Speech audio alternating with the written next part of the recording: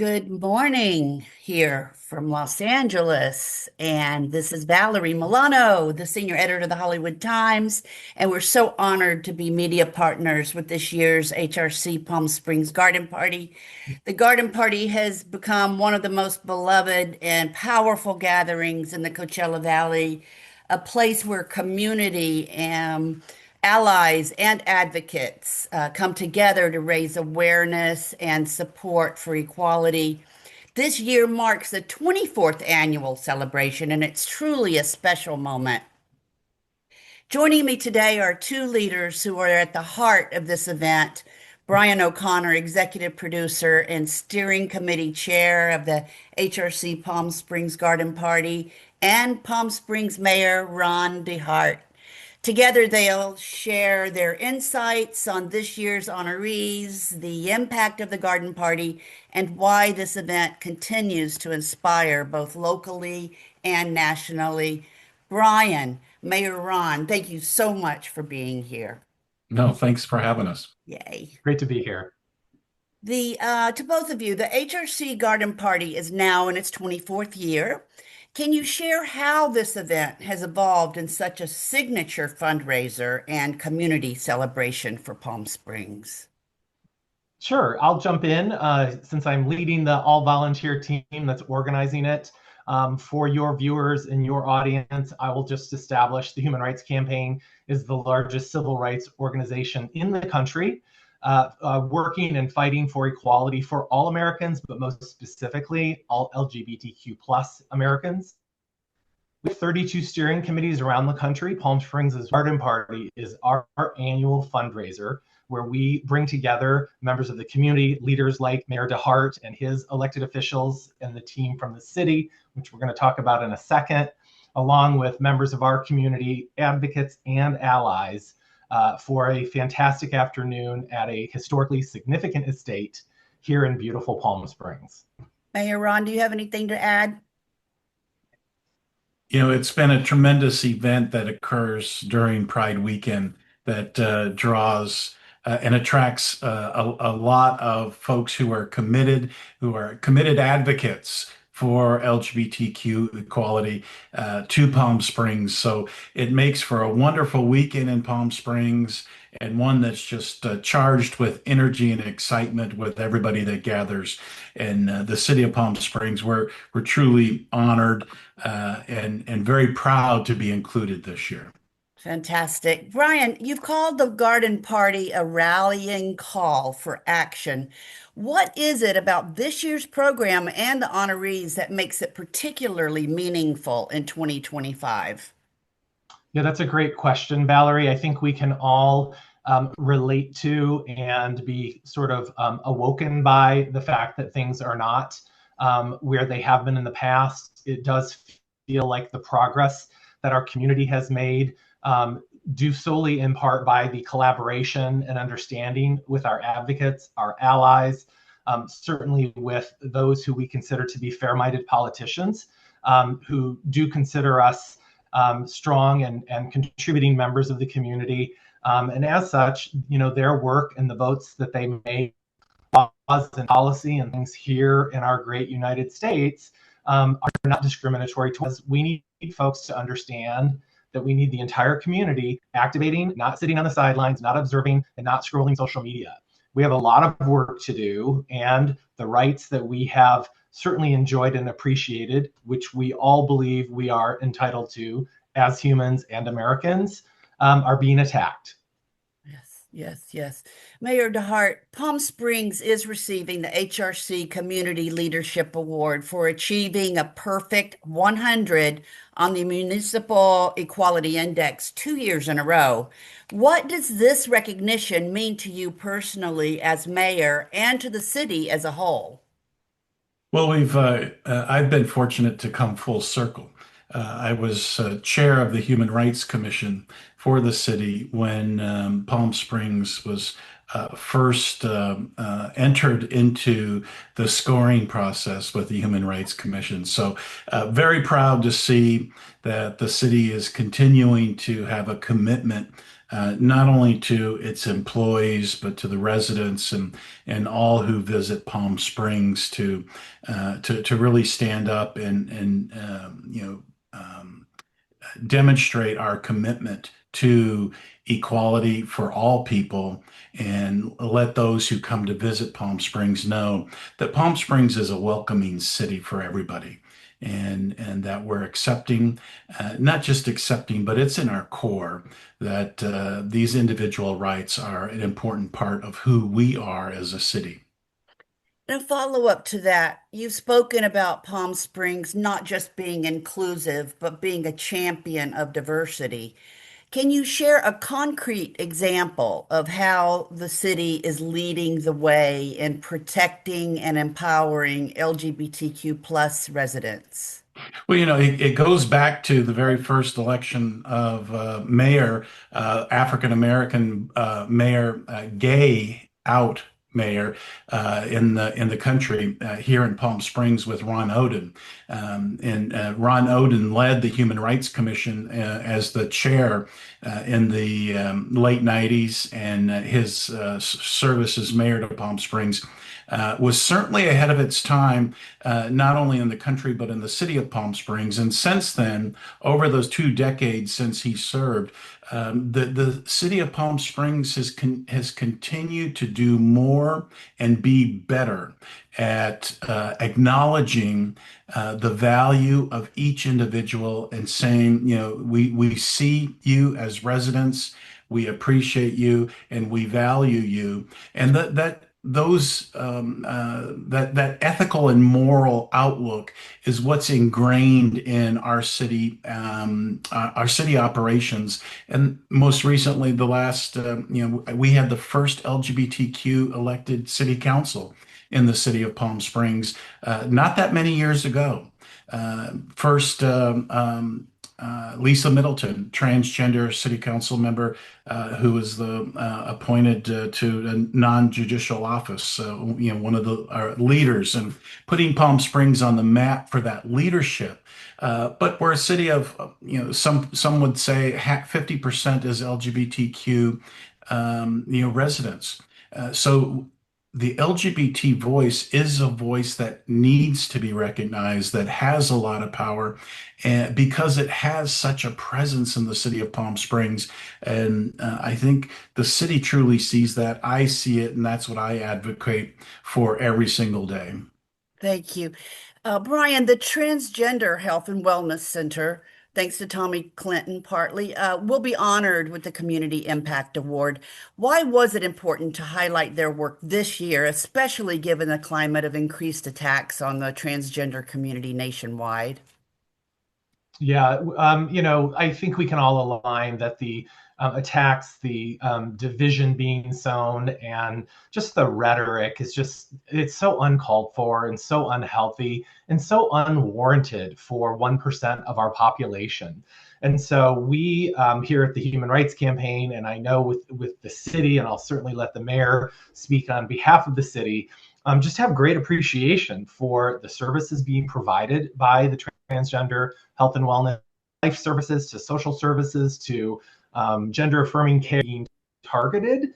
And the message that I often convey to people that really relates to why am I doing what I do in a volunteer leadership role. I know that I was born in the right body.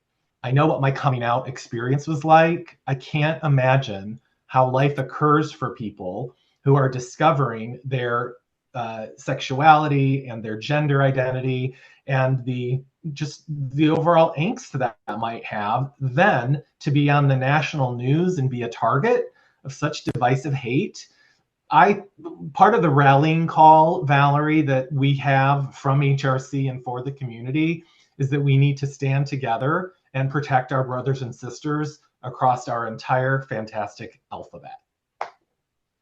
To both of you, Alexandra Billings and my friend Andy Linsky are two powerhouse presenters, and of course, Brandon Wolf is delivering remarks as HRC's National Press Secretary.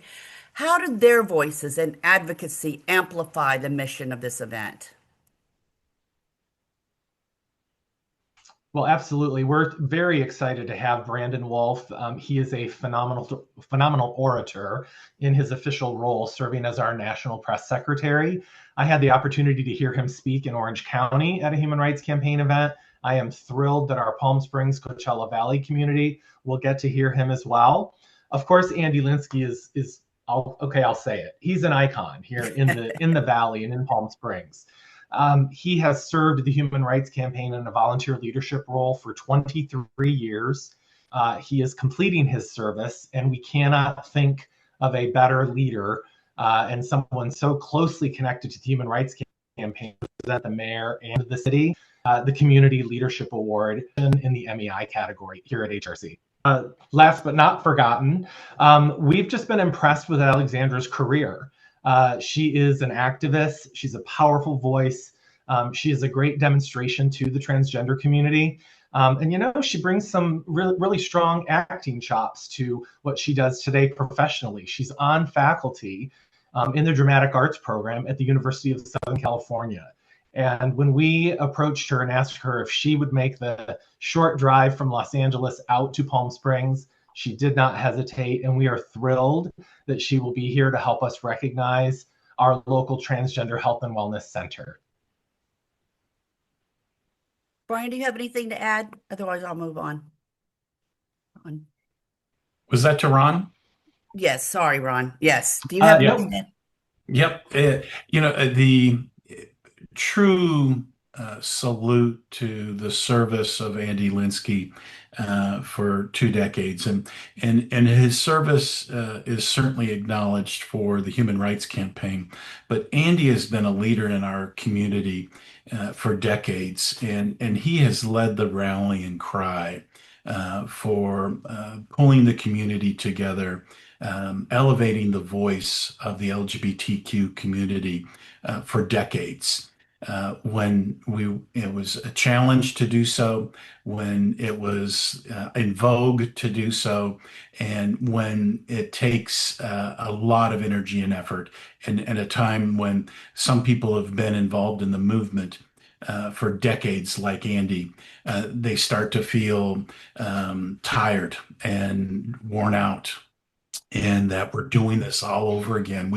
We fought this fight 20 years ago, 30 years ago, and now we're fighting it again. So Andy Linsky is that fighter. He's that champion that has continued to serve our community, and we applaud his service on a national level, advocating with the HRC, and even more importantly, and a little bias, he's our hometown boy who's done incredibly well, and we're so proud of him.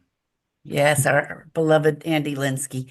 Follow up what we were just talking about. Brandon Wolf has been a courageous voice after the Pulse tragedy and beyond. What message do you hope attendees carry forward from his presence here in Palm Springs? I'm so glad you asked. His message is going to be in direct response from community members, specifically HRC members, and it's saying more, better, and different than we were in the past to address all the insanity that's happening in Washington, D.C., all the attacks on our community. What are we doing to be more effective in our mission and in our fight? And so that's what folks attending the garden party are going to hear from Brandon on Saturday, November 8th. Brian, the garden party combines local energy with HRC's national mission. How do you see the funds and awareness raised here in Palm Springs directly fueling the larger fight for equality across the country? Yeah, absolutely. HRC is national. The mayor mentioned the Human Rights Commission, which is actually another entity that works locally to pursue the HRC Municipal Equality Index. It always takes a leader to be that person to allow their local community to recognize the value and benefits. So it's awareness about programs like that. One of the things I'll share with your audience is while HRC has 3.6 million members or donors, we also know from our research there are 70 million equality voters across the nation. And so our work, both nationally, regionally, and locally, is to activate those 70 million equality voters, because when they know us, They know our life, our lifestyles, they know our families and our friends. That causes the shift, and that puts us forward on the path to recognize and live our lives with equality with all people. So our local steering committee and our local planning committee will continue to be active. Our commitment to serve the entire Coachella Valley, and that is what we will continue to do, being a voice and a connection to the Human Rights Campaign in Washington, D.C. Thank you, Brian. This is a community driven, it's a community event, and it's driven by volunteers and sponsors and local businesses donating to the silent auction.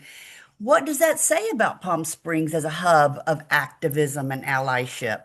Either one of you can answer that. Yeah, I'll let the mayor start. So, this is the season that in Palm Springs where we see these types of events happening, and we're at our peak.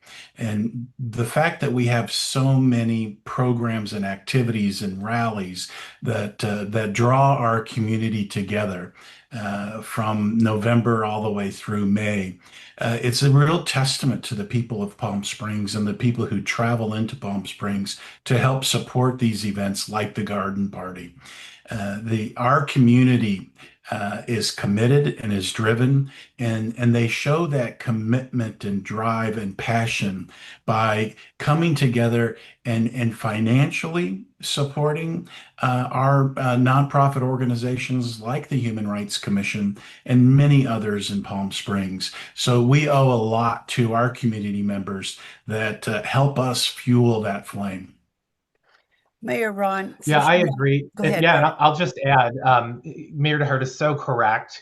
I think it's also very appropriate from the Human Rights Campaign to say thank you for the continued presentation of our Pride Weekend, and during such a sensible time of the year. As Valerie said at the top of the interview, this is our 24th year on Pride Weekend every year. So we're grateful that tell me once that 100,000 people come to town. I'm sure that number will continue to grow as people see that this is such a friendly, loving, and welcoming destination. So we're just thrilled to be here to have a presence for the Human Rights Campaign. And we really, truly do love the generosity of everyone here in Greater Palm Springs and throughout the Valley. It's how we're going to make this a really spectacular fundraising event. Mayor Ron, as both mayor and as someone deeply rooted in this community, what gives you the most pride when you look at Palm Springs' role in advancing LGBTQ plus equality? Well, that we're known around the world as a very diverse and welcoming city, and that sends a very loud message to individuals around the world that are living in communities where it's illegal to be LGBTQ. There's the death penalty in still dozens and dozens of countries around the world. So when those members of our communities see what's happening in Palm Springs, it gives them hope. It gives them a sense of, a desire to continue to hang in and continue to fight in their local community because there is a dream and there is a hope that they can bring about change within their local community. And this isn't just with countries around the world. This is in cities in the United States where the LGBTQ community is having real challenges with their halls of justice, with their elected officials, just trying to have assemblies and the challenges that they have, even to hold a pride parade or a pride event. We give hope to those in other cities to keep driving, to keep up their morale and their enthusiasm, and set we set an example for other cities that they can aspire to be as welcoming and supportive as the city of Palm Springs is. And can I ask you, Mayor Ron, to talk a little bit about the Pride Wall? Oh, the Pride Monument. So Yes. this is a civil rights sculpture that the Palm Springs Pride organization has commissioned, and that the city's Arts Commission is helping to fund the installation of this installation. First civil rights sculpture of its kind for the LGBTQ community, and it's being dedicated on October 17th at Francis Stevens Park at 10 a.m. It's a symbol of what the LGBTQ community has done in the Coachella Valley, and the commitment that the LGBTQ community has had in their professional capacities and academics, in every work life capacity that you could imagine, and that the LGBTQ community is being recognized and honored for their incredible presence in Palm Springs, marking the 40th anniversary of Pride in Palm Springs. So we've got this incredible monument that is going to stand for generations to come. That not only tells our adults in our community that this is the place for us to come and feel safe, feel valued, feel recognized, but it's going to send an incredibly powerful message to the youth of our community, and help them understand the history. That this park is where our rallies have happened, where our calls for justice have happened for decades, and this will be a point for them to come and know, and be able to assemble in the future, and know our history. So very, very excited about this project, and that the city and the Palm Springs Pride organization have been able to make this possible for the city. And it's the artist that was selected out of 53 artist submissions from 48 different countries in this juried contest for the sculpture, ends up being an artist right here in Palm Springs. LGBT artist Jim Iserman. His work was selected to be funded, commissioned, and we'll see it dedicated on the 17th of October. That's fantastic. Thank you for getting off topic a little bit about that.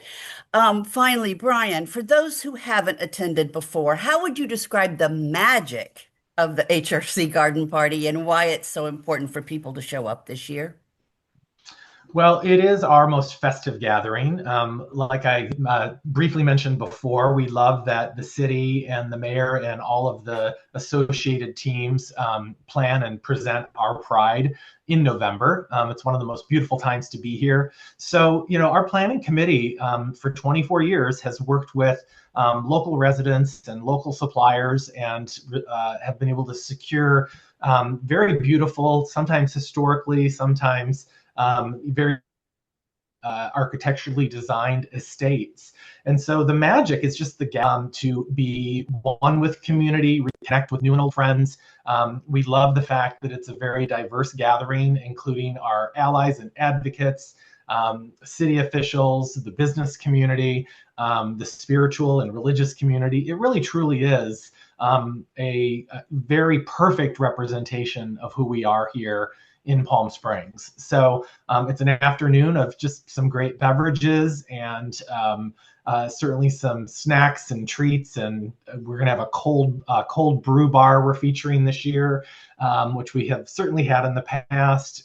We'll have remarks from some very inspiring speakers. We hope to be announcing a new, very high-profile speaker in the next day or so, once that office gets confirmed back to us.